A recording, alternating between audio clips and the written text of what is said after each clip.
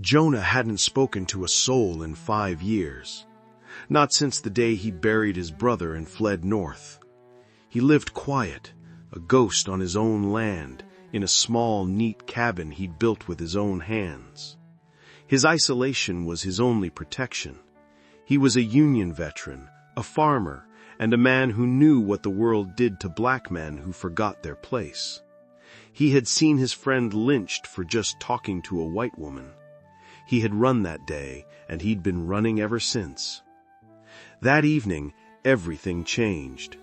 He found her at his property line, collapsed in the mud, a white woman. His blood ran cold. This was a trap, a noose. But she was hurt. Her fine silk dress was torn to bloody rags. He did the one thing his mind screamed not to. He brought her inside. As he laid her by the fire, he saw the dress was stuck to her back with dried blood. He took a damp cloth to soak the fabric free. She was unconscious, but the touch woke her. Her blue eyes flew open, wide with animal terror. She grabbed his wrist. Her voice was a dry rasp. "Please, don't look at my back. Just let me go, please." But he couldn't. The wound was already turning septic. "Ma'am," he said, his voice rough, "I have to." He gently pulled the ruined silk away, and he stopped. His hands started shaking. He was expecting whip marks. What he saw was far worse. In the center of her pale back, still weeping and raw, was a fresh, intricately designed brand, the letter H. Jonah stumbled back, the cloth dropping from his hand. It wasn't just her pain that shook him. It was the brand. He was staring at the symbol of a monster, a mark of absolute cruel ownership, the same evil that had put the rope around his friend's neck. And he, a black man, was now in possession of a powerful white man's property. This wasn't a trap. It was a death sentence. He thought the worst had already happened. He had no idea the real storm was just now gathering, and it was heading straight for his door. Jonah was a man who lived by the sun and died by the moon. Each day, he worked his small, self-sufficient homestead, his movements economical, his face a mask of hardened quiet. Each night, he died the small death of memory, sitting by his cold fireplace, his mind replaying the sound of the laughter, the smell of the pine in the fire, and the sickening, final snap that had ended his friend's life. He was a Union veteran. He had fought for freedom, and all he had earned was a deeper understanding of hate. He had fled south, bought this remote piece of land at the edge of the swamp, and built a fortress against the world. His isolation was his only protection. The property line wasn't just a boundary, it was a wall. He had not spoken to another human being in 5 years.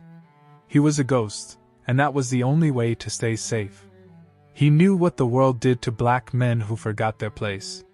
He had seen his friend Thomas, lynched, for the simple, smiling crime of accepting a cup of water from a white woman. That memory was why his blood ran cold when he saw her. He was checking his snare line at the edge of the swamp, just as the sun began to bleed into the cypress trees. At first, he thought it was a discarded dress, a bundle of fine, pale silk snagged on a root. Then it moved. He stopped, his hand instinctively going to the axe on his belt. It was a woman. A white woman. Every instinct in his body screamed run. This was a trap. A noose. A stray dog was a pet, a stray white woman was a death sentence. This was how it started. This was the story that always ended with a rope and a tree. He looked around, his eyes scanning the tree line for the shapes of men, for the glint of a rifle barrel. He saw nothing. Only her. She was collapsed, face down, in the black mud. Her dress, once expensive, was torn to bloody rags. Her blonde hair was matted with leaves and filth. He watched her for a long, terrible minute, his conscience and his terror at war. The ghost of Thomas screamed at him, "Run, Jonah! Run!" But he was also a man who had worn the Union blue. He was a man who had seen death in all its forms. This woman was dying. With a curse that was half prayer, he broke from the trees. He turned her over. She was breathing, a shallow, ragged gasp. He was a strong man, and he lifted her as if she were a sack of feed. He did the one thing his mind screamed not to. He crossed his own property line. He carried her back to his cabin. He laid her down on his own cot, the only soft thing in the sparse, neat room. The cabin was his tomb, and he had just invited death inside. He bolted the door. His mind was racing. What have I done? What have I done? He lit the lamp. He needed to see the wounds. The silk of her dress was stuck fast to her back, glued there by a map of dried blood. He built up the fire, his hands shaking, and heated a pot of water. He took a clean cloth and knelt beside her. He was a practical man. A wound untended would kill her. That was the only thing he could focus on. He gently, so gently, began to soak the caked fabric. The warm water dissolved the blood. She was unconscious, but the touch made her stir. Her eyelids fluttered, and she turned her head. Her blue eyes flew open, wide with an animal terror that chilled him to the bone. She saw his dark face, the lamplight behind him, and she tried to scream. Only a dry rasp came out. She grabbed his wrist, her grip surprisingly strong. "No, please," she whispered, her voice a broken thing. "Please don't look at my back. Just let me go. Please, Hill. But Jonah couldn't stop. The smell of the wound, it was already turning. "Ma'am," he said, his voice rough and deep, the first words he'd spoken aloud in years. "I have to. The wound is poisoned." Ignoring her pleas, he held her steady with one hand and, with the other, he gently but firmly pulled the ruined silk away from her skin. He stopped. His breath caught in his chest. He was expecting whip marks. He was expecting the random, jagged tears of a beating. What he saw was far worse. It was not a wound. It was a design. In the center of her pale, bruised back, a fresh, weeping, and intricately crafted brand had been burned into her flesh. It was the letter H, surrounded by a swirl of elaborate scrollwork. It was a signature. A mark of ownership, deliberate and monstrous. Jonah stood up, stumbling back, the bloody cloth dropping from his hand. His hands started shaking. It wasn't just her pain. It was the brand. He was staring at the symbol of a monster. A man who didn't just beat his wife, but who owned her, like cattle. A man who would sign his work. And he knew, with a hollow, sickening certainty, exactly what that H stood for. Harding. Jedediah Harding. The wealthiest, cruelest, and most powerful landowner in the county. And he, Jonah, a solitary black man, had just stolen his wife. He stared at the brand, and all he could see was the rope around his friend's neck. The brand and the rope were the same. They were the symbols of a world that believed it could own, and brand, and discard, and hang. He walked to his door and leaned his head against the wood. He was a dead man. He had invited the lynch mob into his own home. This wasn't just a trap. It was a coffin. Jonah stood at his door, his forehead pressed against the rough wood, his hands shaking. His mind was a storm of pure, primal terror. Lynch mob. Rope. Fire. Run. The ghost of his friend Thomas was in the room, screaming at him, "Get her out! Get her out now!" She was not a woman, she was a noose. She was the bait in a trap that had already sprung. He could throw her back out, back into the mud. He could run, disappear into the swamp, be gone before morning. Harding would find her, but he wouldn't find him. Then, a sound cut through his panic. A low, hitching moan. A sound of such profound pain that it bypassed his fear and struck his conscience. He turned. She was still on the cot, her eyes squeezed shut, her body trembling. And then he smelled it. Beneath the scent of swamp mud and rain, he smelled the sickly, coppery sweet stench of infection. The brand was poisoned. His fear and his conscience were at war, and the war was being fought over the body of this woman. He was a veteran. He had seen what sepsis did. He knew what this kind of wound, left untended, meant a slow, agonizing death. "Damn it," he whispered, the words a curse on his own morality. He turned from the door, his decision made, not the final one, but the one for now. He moved to his small shelf and took down a jar of carbolic soap and a tin of poultice. His hands, which had been shaking, were suddenly steady. This, he understood. A wound was a wound. A battle was a battle. He was a farmer, yes, but he had also been a soldier. He went back to her, his movements now deliberate, medical. "Ma'am, this is going to hurt. But it's got to be cleaned. You hear me?" Sarah nodded, her teeth gritted, her knuckles white as she gripped the thin blanket. Jonah dipped a fresh cloth into the hot water. "Hold on," he said, and he pressed the cloth to the weeping brand. She screamed. It was not a loud scream, but a muffled, strangled sound that was worse.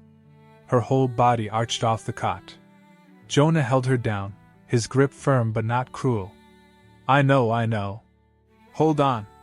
He worked in a grim, focused silence. He was a black man, in a locked cabin, tending to the naked, branded back of a powerful white man's wife. Every second of this act was a capital crime. Every touch was a nail in his own coffin. He could feel the rope tightening. But his soldier's hands, the hands that had cleaned gunshot wounds at Antietam, would not stop. They cleaned the filth from the intricate, hateful lines of the H. He did it!" She gasped, her voice a raw, venomous rasp. Jonah kept working. "Who?" "Harding." She spat the name like poison. My husband. Jedediah Harding." Jonah's hands paused for a fraction of a second. It was one thing to see the H and know. It was another to hear the name spoken aloud. He said nothing. He just dipped the cloth again. He said I was his. That I was like all his other acquisitions. She was weeping now, hot, angry tears, not tears of sadness. "I told him I'd leave. I told him I'd rather die in a ditch. He laughed. He said if I was so eager to be treated like common property." She choked on a sob, the pain of the memory and the pain of the cleaning merging into one.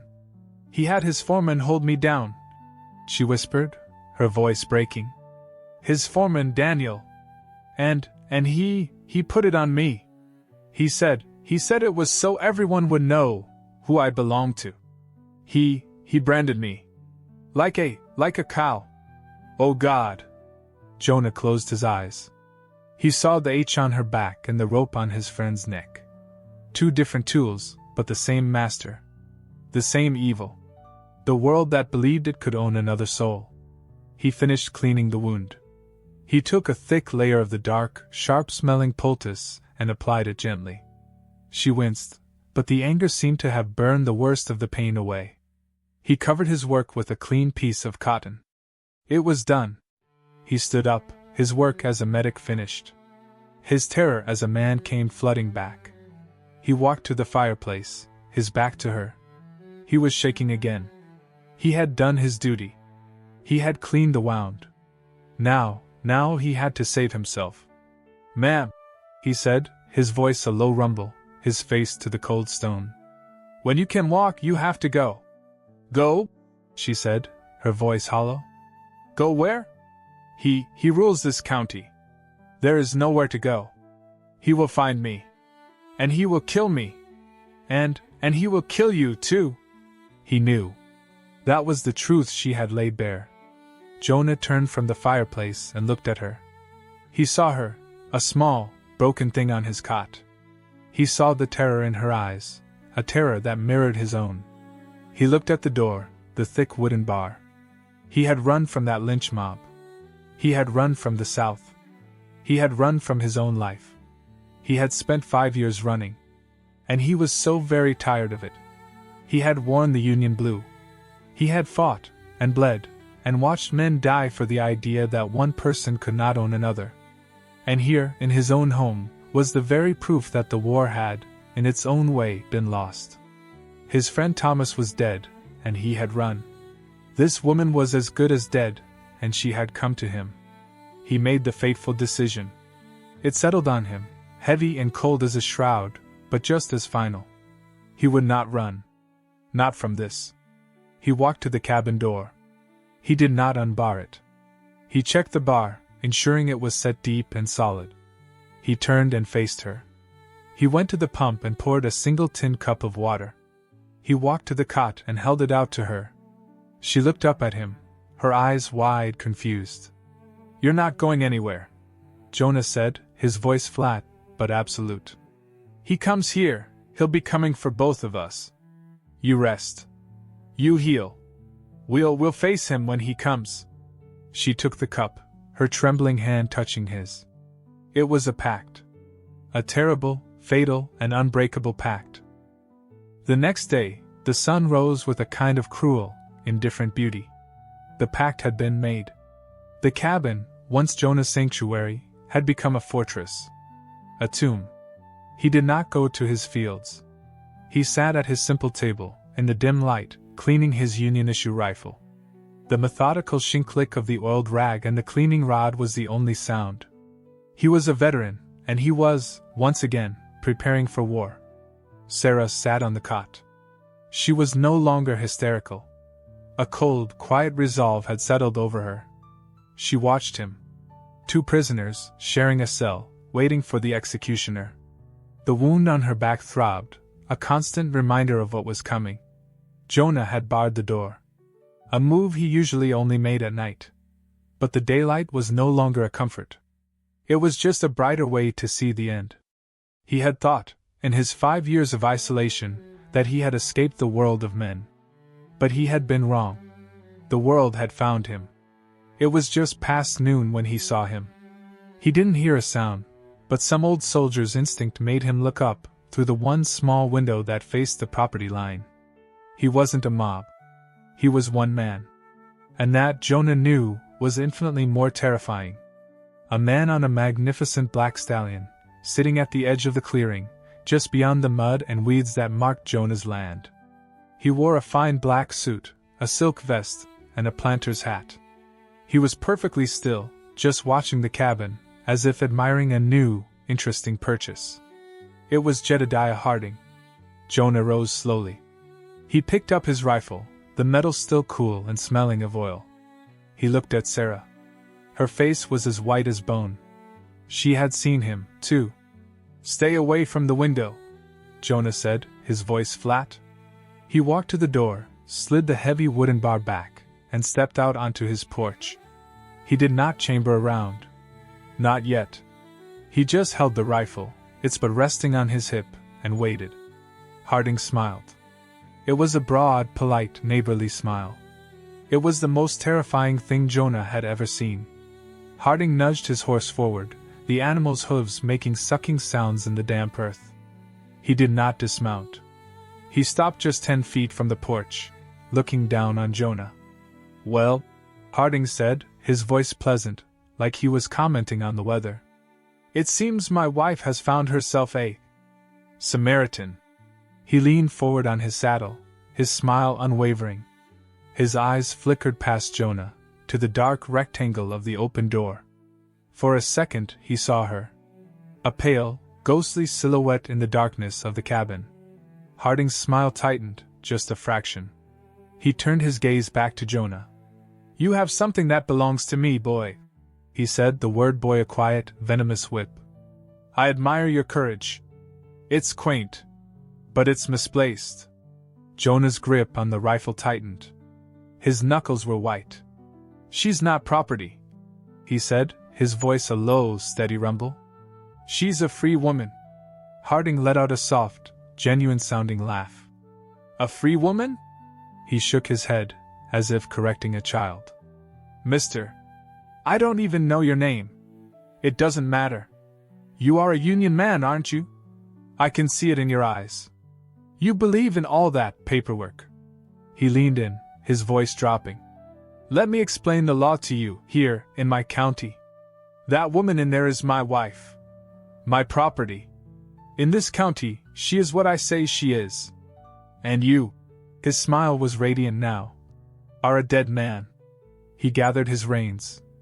"I'll be back at sundown," he said, as if making a dinner appointment. And I'll be bringing the sheriff.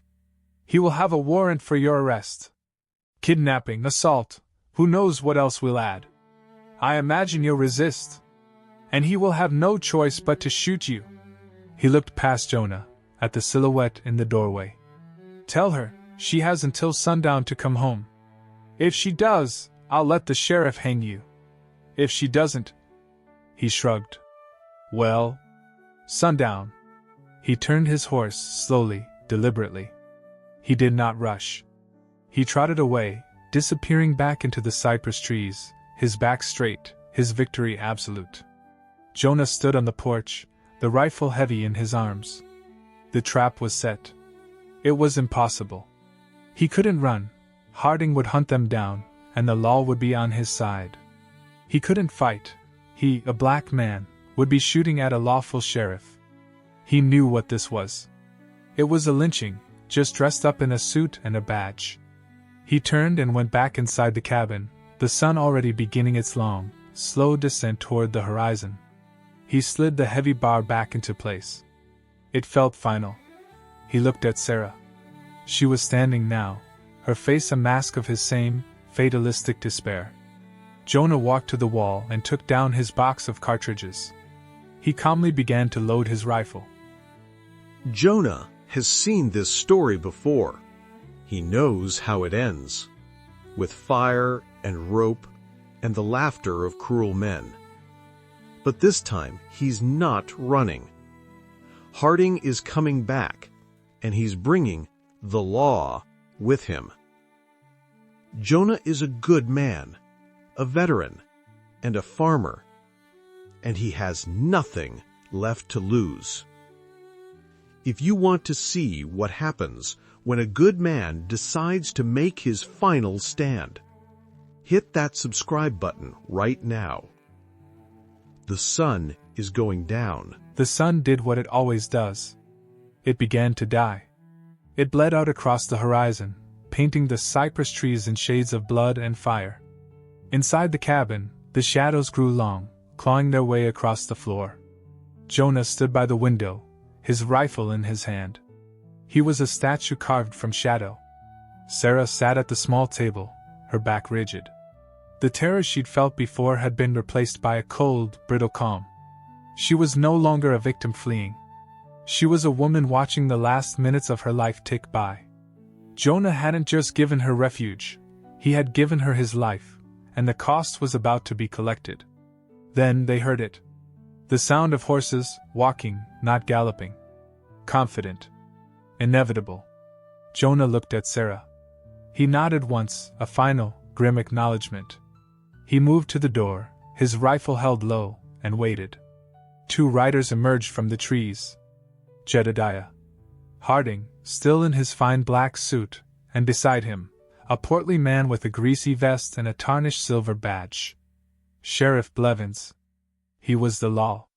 And he was here to carry out the sentence. They stopped, just as Harding had before, a safe 20 yards from the porch. Jonah! The sheriff's voice boomed, falsely authoritative. That's your name, ain't it? Jonah? Jonah said nothing. By the authority of this county. Blevins unrolled a piece of paper. You are under arrest for the capital crime of assaulting and kidnapping a white woman, Mrs. Sarah Harding. Come on out now, with your hands above your head, and I'll see to it you get a proper trial. Harding just smiled, his teeth white in the dusk. This was the game. The legal murder.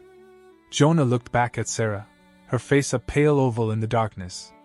He turned back to the door. He had seen this play before. He knew his part.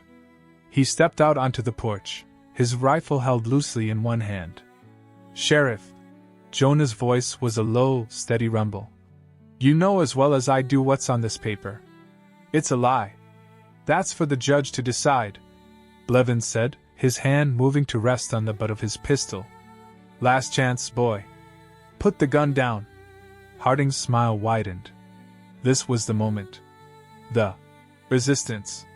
Jonah looked at the 2 men. He thought of his friend Thomas. He thought of the long, empty 5 years. He was done running.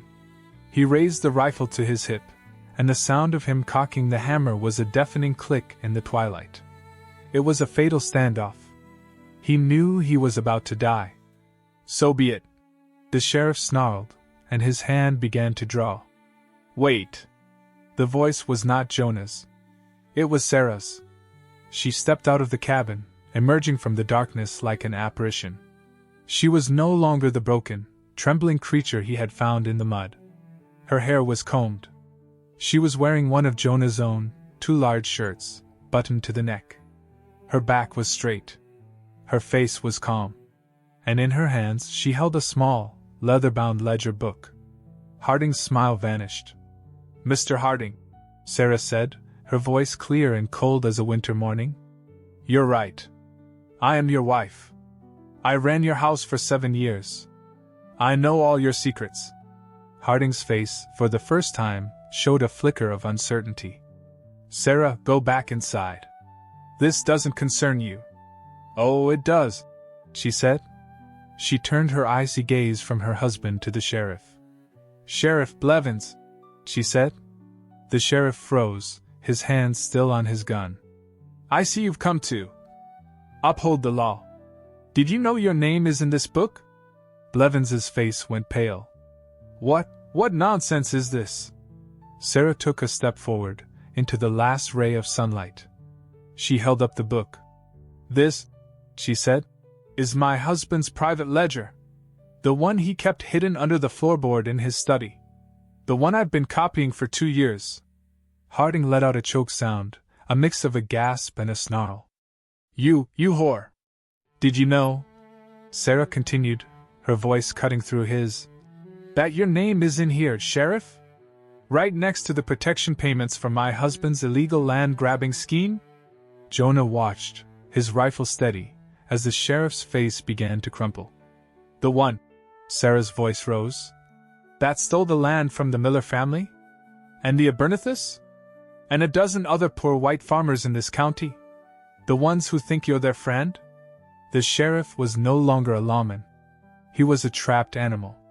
Harding's face was white with a murderous, impotent rage. You can arrest him, Sarah said, nodding at Jonah. You can hang him. It's your word against, well, his. But if you do, if you or Mr. Harding so much as touch him, this book, and the copy I've already made, goes to the state marshal in Atlanta. She locked eyes with the sheriff, her final, fatal move. He will hang, she said, pointing at Harding. And you will hang right beside him. The yard was plunged into a deathly quiet. The blue twilight, which had seemed so ominous, now felt like a stage. Jonah stood, rifle still raised, watching as Sheriff Blevins, his face a mask of pale, sweaty fear, slowly, so slowly, turned his head. He looked at Jedediah Harding. It was not a look of partnership. It was a look of pure, unadulterated hatred. The look of a man who has just realized his own neck is now in the noose he'd helped build for another. Harding opened his mouth, a strangled sound of rage escaping, but the sheriff spoke first. His voice was a low, disgusted snarl. This, he said, spitting the words, is a domestic dispute. I'm not getting involved. He didn't wait for a reply. He didn't look at Sarah. He holstered his pistol, yanked his horse's reins so hard the animal whinnied, and kicked it into a gallop. He fled into the darkness, a coward, abandoning his partner, his paymaster, and his false warrant, running to save his own skin. Now, it was just Harding. Alone. Exposed. The aristocratic smile was gone, replaced by the twisted, powerless face of a bully who had just been disarmed. He was just a man, staring at the wife who had just destroyed him, and the black man who had protected her. You! He screamed, his voice a high, thin sound of pure rage. You whore! You'll hang for this. You'll both. Go, Sarah said. Her voice was not loud. It was cold, and it was final. Harding stared, his chest heaving, his hand twitching near his own pistol. But he knew it was over. He was a snake without fangs. He let out a final, broken scream of frustration, yanked his own magnificent horse around, and galloped away, retreating into the night, A tyrant defeated not by a gun, but by a book. For a long time, there was only silence. The sound of the crickets, cautiously returning. The sound of the swamp, breathing a sigh of relief. Jonah stood on the porch, his rifle still in his hands. He slowly, so slowly, lowered it. He looked at his own calloused hands, the hands he had been prepared to die with. He had been a soldier. He had been ready for a final, violent stand. He turned and looked at Sarah. She was trembling now, the last of her adrenaline fading, the small leather book shaking in her grip. He was stunned. He hadn't saved her. She had, in fact, saved him. She had saved them both. She hadn't used a gun or an axe. She had used her mind. She had used her place inside the enemy's walls to find the one weapon that could defeat him, using the system's own, rotten corruption against itself. He walked over to her. He didn't take the book. He simply, gently, placed his hand over hers, steadying them. He looked at her, this small, brave woman, and he finally understood. Jonah offered his strength to be her shield. But he never realized he was giving refuge to a sword. And a well-aimed sword, one of intelligence, and courage, and truth, can cut down men that all the guns in the world can't. He unbarred the cabin door. She looked up at him, and for the first time, she smiled. A real, true, exhausted smile. He smiled back. The long night was over. And for the first time in 5 years, Jonah's cabin was no longer a fortress. It was a home. This has been a story from Black Lives Story, a story of how courage comes in many forms. If you believe a sharp mind is the most powerful weapon, show your support by hitting the like button. Who was the true hero of this story? Jonah or Sarah? Let us know your thoughts in the comments below. We tell the stories that have been forgotten, the stories that matter. To hear the next one, make sure you subscribe to our channel. Thank you for listening.